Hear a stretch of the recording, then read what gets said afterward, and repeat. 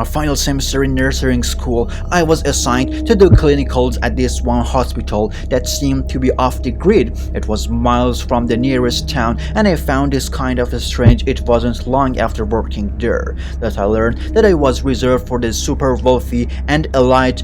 Due to it was unusual to only have a couple of patients assigned to us. At the time, it was every nurse's dream. Whenever I was on shift, I always felt like the visitors were staring at me and criticizing my every move. I tried to be as attentive as I could be to my patients, but having their relatives always look at me in a dismissive way made me feel uncomfortable. As a professional, I tried to put my feelings aside and put my focus on my patients. Then, during the middle of the night shift, this one elderly lady named Levy arrived. She wasn't an emergency, so her coming in this hour seemed unusual. Her son brought her in. He was wearing an expensive-looking black suit. As he spoke to the doctor, I felt his gaze fall on me. A few moments later, the charge nurse informed me that I would be assigned by the Levy's nurse for the rest of my shift. That night, as I said, Levy wasn't injured or sick or anything. She just seemed a little confused. I made sure she was comfortable and poured her some water. As I placed the cup to her lips, she took my hand and in a shaky voice said, "Daniel said you'd be here. He said your donation will save me." Not knowing what else to do, I just nodded and smiled at her. It didn't mention she had dementia, but she was elderly lady who was in an unfamiliar place, so her confession was understandable. When I left the room, I couldn't see her son anywhere and presumed he'd left without saying goodbye to his mom. I continued with my rounds, checking on my mother patient and organizing the doctor's note, remembering something needed to check. I carried out next round slightly earlier than usual. As expected, all of my patients were asleep, but then I reached Levy's room and saw her sitting on the side of the cot with her back to me.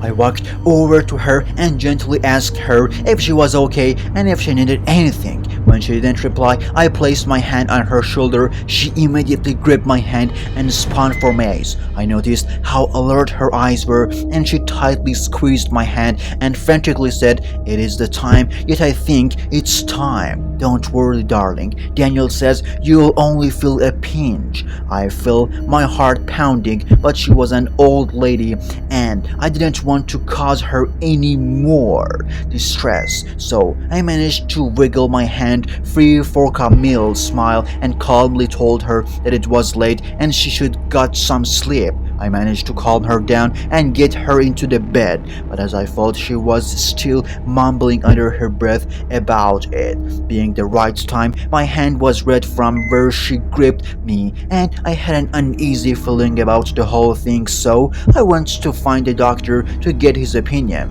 As I walked along the corridor, I saw the doctor disappearing into a room, but he wasn't alone. Levy's son was with him. I don't normally EAS drop on people, but on this occasion, every ounce of me urged me to listen in. So I stood outside of the door. I heard Levy's son saying it was the right time. The doctor replied saying he was confident about the procedure. Then they said something else that gave me the chill. They said my name on hearing their footsteps.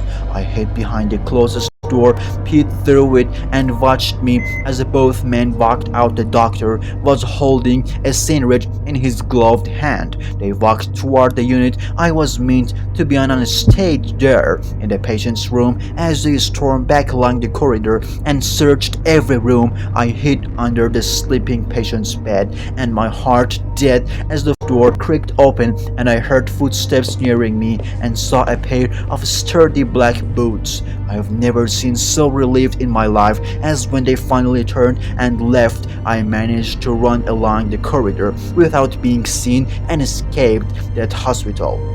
When I got home, I called my supervisor and left her a message explaining why I'd left and told her that something was wrong. The next day, I was reinstated at the former hospital I worked for with no question asked apparently that the hospital closed down a few weeks after that happened to me. At least that's what I heard just thinking about that night and what could have happened to me. If I had been in Livy's room when I was meant to be gives me the creeps. I don't know what the doctor and the man had planned for me. All I do know is that I'm certain that a syringe wasn't meant for any of the patients, it was meant for me. There's really never a slow night when you're working overnight at a hospital. I mean, sure, some are less intense than others, but the patients really never stop coming in, and because of that, after working years as a doctor, the days sort of begin to blend together. The only thing that typically separates from any other day on the shift is a unique patient through. There was one day, I'll never forget it, and it's not because of my patients. It was while I was still working at Tampa General in Florida. It was about 12:30 in the morning and I was about halfway through my shift. I stopped into a patient's room as I was making my rounds to check in on them, and after taking a look at the monitor and looking a few quick exams, I saw that they were a bit dehydrated from the medications that we've been giving them. So I went and grabbed a fresh pack for the IV drip and began hooking it up. While I was doing that, I started to notice people shuffling around in the hallway out of nowhere. I just assumed that the patient had come in and was a critical condition and needed help quickly.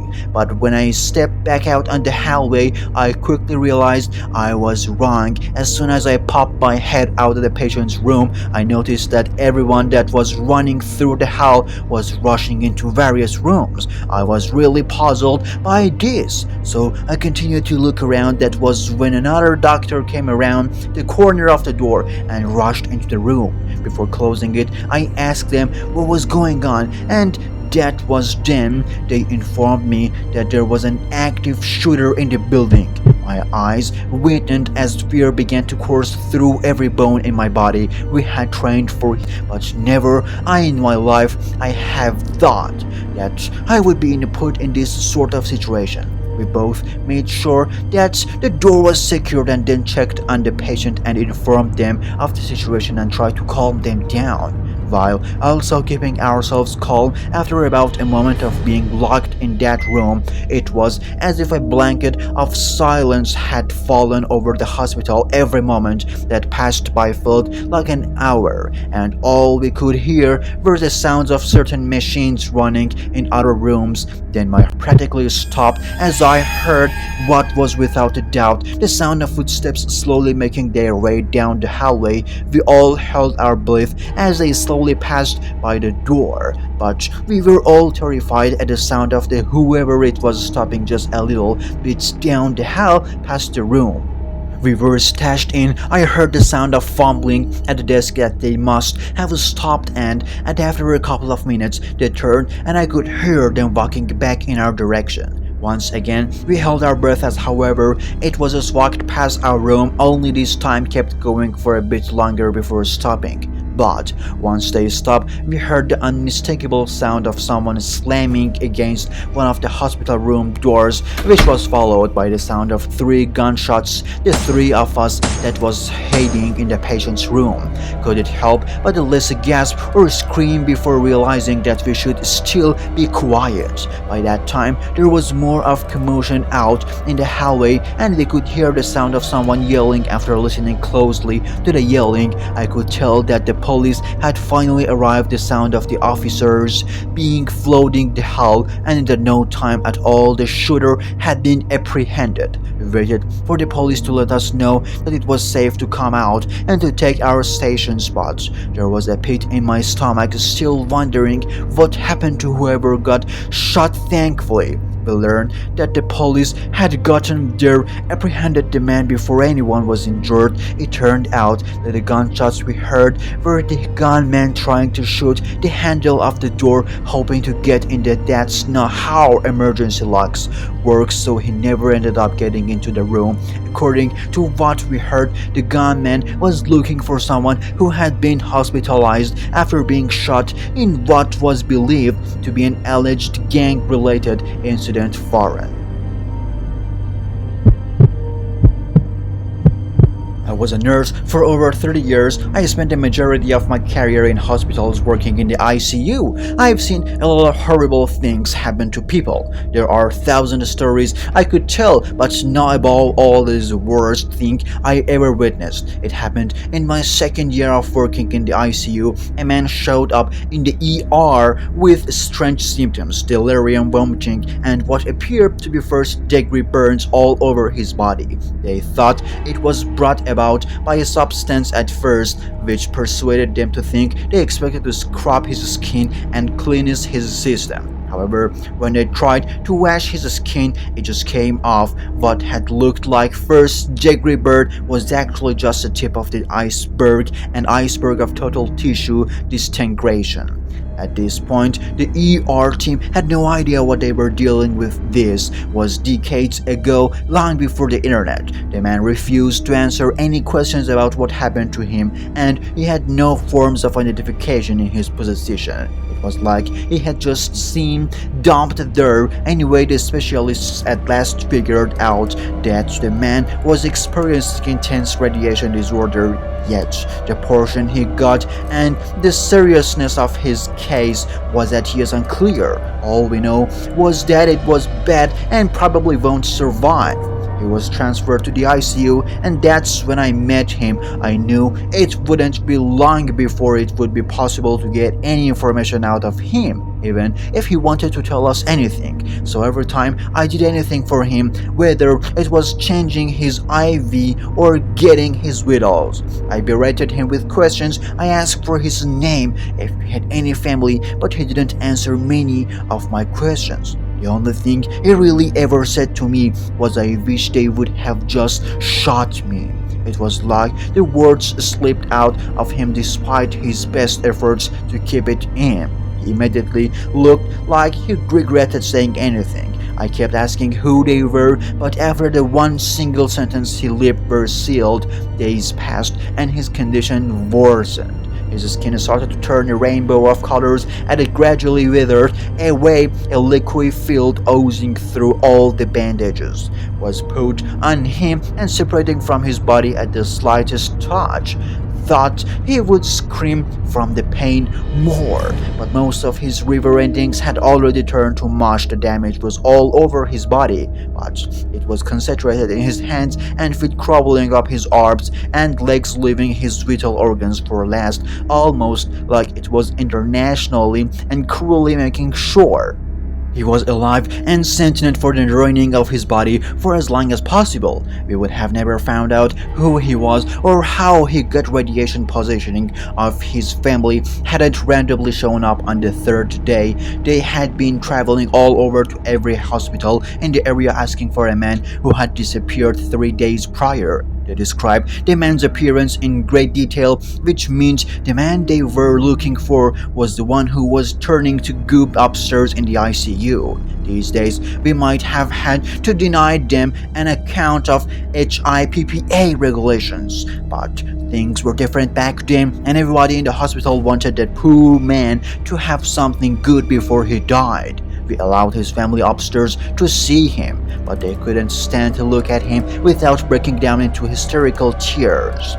After the reunion, we asked them for information, and that's when we finally got some who worked for the government as a nuclear waste management worker. He was one of the guys who buried the barrels for radioactive leftovers and had been compiling a long list of complaints against the lack of safety regulations. Sadly, he was figured out by some government specialists who they accept lit fire in his office, obliterating the entirety of his work the same day he disappeared. What I gathered from that and what he said to me is they forced him to clean up some deadly toxic spill and keep his mouth shut about it unless he wanted his family to suffer similar fates. That explained why he wouldn't tell us anything. Slowly, the flesh of his arms and legs melted away, exposing his bones, which forced us to amputate. I was assisting the surgeon at the time. I'll never forget how his bones had become soft, almost like rubber. After that, he was just a torso and a head, but the horror continued to spread when it reached his face. The skin melted over his eyes, blinding him. He almost choked on the float of his own disintegrating tongue. His gums resetted, causing his teeth to fall out. He could still breathe, however, and he had to gurgle and gasp through the goop just to get a breath. Burns are often considered the worst type of damage to a human body to witness, but the level of radiation damage is somehow worse. He was rotting like a corpse, but he was alive. He was still breathing. I can't imagine the mental anger she was going through the entire time, trapped in your body as it slowly became unrecognizable, and eventually everything was away. The whole time you can't move or speak, and you can barely breathe, and at some point you can no longer see or hear, but you know you've turned into a god-skew monstrous looking thing that should never exist, and it's the last memory your loved ones will never have of you. I can only hope he didn't feel any of it, but I'll never how finally, after 2 months of continuous efforts of our team, he was getting better and better. In the third month, we found out that he ran away from the hospital at night and there was no trace of him. When his family didn't know about him, this was the most horrible memory I remember. No one knew why he ran away and where he ran away.